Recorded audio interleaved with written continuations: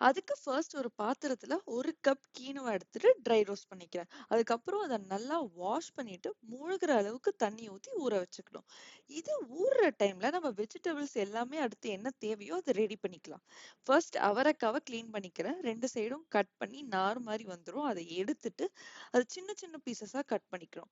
இது எந்த பிளேட்ல ஸ்டீம் பண்ண போறோமோ அத எடுத்துக்கிட்டு இதே மாரி முளைக்கட்டின பயிரையும் ஒரு பிளேட்ல எடுத்துக்கிறேன். இன்னொரு பிளேட்டுக்கு கலர் கேப்சிகம் எல்லாமே அழகா கியூபா கட் பண்ணி அதெல்லாம் மிக்ஸ் பண்ணி ஒரு பிளேட்ல வச்சுக்கலாம். கடைசியா ஒரு பாக்ஸ்ல கட் பண்ண வெங்காயம், தக்காளி, முந்திரி 4, காஞ்ச மிளகா 2, பச்சை மிளகா 1, 4 பல்லு பூண்டு, இஞ்சி 2 பல்லு, 2 துண்டு பட்டை, 2 லவங்கம், 1 டீஸ்பூன் சீரகம், அப்புறம் 1 டீஸ்பூன் சோம்பு.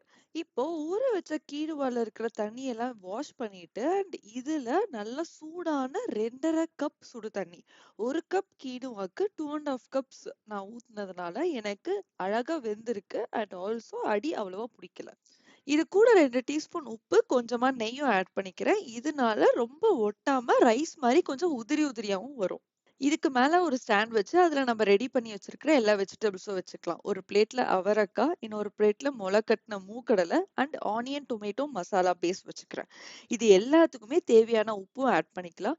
மசாலாக்கு மட்டும் கல்லுப்பு சேர்த்துக்கிறேன். மிச்சம் எல்லாத்துக்குமே டேபிள் சால்ட் தான். மசாலால இருந்து வர ஸ்மெல் எல்லாத்துக்கும் வராம இருக்கிறதுக்காக ஒரு பிளேட்டை வச்சு க்ளோஸ் பண்ணிக்கிறேன். இதுக்கு மேல கட் பண்ணி வச்சிருந்தா அந்த கலர் கேப்சிகம் வச்சு அதுக்கும் கொஞ்சம் சால்ட் ஆட் பண்ணிக்கலாம். இது எல்லாமே க்ளோஸ் பண்ணி குக் பண்ண வச்சிடலாம். ஃபர்ஸ்ட் 10 நிமிஷத்திலேயே இந்த கேப்சிகம்லாம் நம்ம எடுத்துக்கணும். ஏன்னா இது கிறிஸ்பியாவும் கலர் சேஞ்ச் ஆகாம இருக்கிறதுக்காக. மிச்சம் எல்லாமே இன்னொரு 10 நிமிஷம் ஆகணும். பட் இந்த டைம்ல ஒரு பவுல்ல 3 டீஸ்பூன் கர்ட் கூட மஞ்சத்தூள், மிளகாய்த்தூள், சீரகத்தூள், கரம் மசாலா போட்டு அதெல்லாம் மிக்ஸ் பண்ணிட்டு அடுத்து நம்ம வேக வச்சு வச்சிருந்த கேப்சிகம் அண்ட் ஆனியன் இதுல சேர்த்து அதோட பன்னீரும் உப்பும் சேர்த்து நல்லா மிக்ஸ் பண்ணி மசாலா கோட் ஆகிறதுக்காக விட்டுறலாம். இப்போ நம்ம ஸ்டீமர்ல அவரைக்காய், ஸ்ப்ரவுட்ஸ், கீனுவான்னு எல்லாமே ஒரு வாட்டி குக் ஆயிருச்சான்னு செக் பண்ணி எடுத்துக்கலாம். இந்த பாக்ஸ்ல இருக்கிற மசாலாவும் கண்டிப்பா நல்லா வெந்திருக்கும் சாஃப்டா. கீனுவா நல்லா ஒட்டாம வந்திருக்கான்னு பாக்குறேன். பட் லைட்டா கொஞ்சம் அடி பிடிச்சிருக்கு. பட் பரவாயில்ல. ஃபர்ஸ்ட் பன்னீர் கறி பண்றதுக்காக இந்த மசாலாவை அரைச்சு எடுத்துக்கலாம். ஒரு பேன்ல பட்டர் 2 டீஸ்பூன் சேர்த்து அதோட 2 பிரியாணி இலை, ஒரு கருப்பு ஏலக்காய் பிளாக் கார்டமம் சேர்த்து லைட்டா வறுத்துக்கலாம்.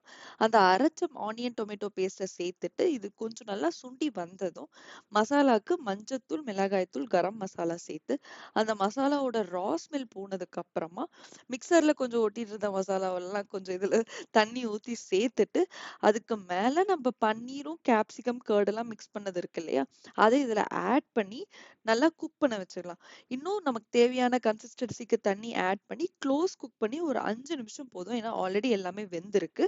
இறக்குறதுக்கு முன்னாடி அம்ச்சூர் பவுடர், கசூரி மேத்தி அண்ட் ஒரு 3 to 4 drops of lemon add பண்ணா கேப்சிகம் பன்னீர் கறி ரெடி. அடுத்து அவரக்காய் பொரியல் கொஞ்சம் ஆந்திரா ஸ்டைல்ல பண்றதுக்காக ஒரு கடாயில ஒரு கையளவுக்கு வேர்க்கடலையை ரோஸ்ட் பண்ணி லைட்டா கலர் சேஞ்ச் ஆனதும் 4 பல்லு பூண்டு, 2 சின்ன காஞ்ச மிளகாய், 1 டீஸ்பூன் சீரகம் சேர்த்து அதை நல்லா ட்ரையா கொரன்னு அரைச்சுக்க போறோம்.